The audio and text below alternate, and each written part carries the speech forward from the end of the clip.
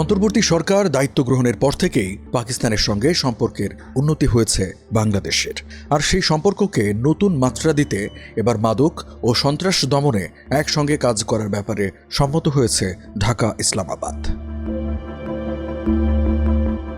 23 জুলাই অন্তর্বর্তী সরকারের স্বরাষ্ট্র উপদেষ্টা মোহাম্মদ জাহাঙ্গীর আলম চৌধুরীর সঙ্গে সাক্ষাৎ করেছেন ঢাকা সফররত পাকিস্তানের স্বরাষ্ট্রমন্ত্রী মোহসিন নাকভি। আর সেই বৈঠকেই দুদেশের তরুণ সমাজকে মাদক ও সন্ত্রাসবাদ থেকে দূরে রাখার ব্যাপারে একসঙ্গে কাজ করার প্রত্যয় ব্যক্ত করেছেন দুজন। এক বিবৃতিতে এই তথ্য জানিয়েছে স্বরাষ্ট্র মন্ত্রণালয়।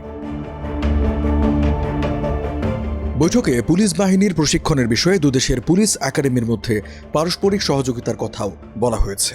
এর বাইরে কূটনৈতিক ও অফিসিয়াল পাসপোর্টধারীদের জন্য on arrival visa, Rohingya issue, cyber crime দমন, ব্যবসা বাণিজ্য বৃদ্ধি সহ পারস্পরিক স্বার্থ সংশ্লিষ্ট বিভিন্ন বিষয় নিয়ে আলোচনা হয়েছে।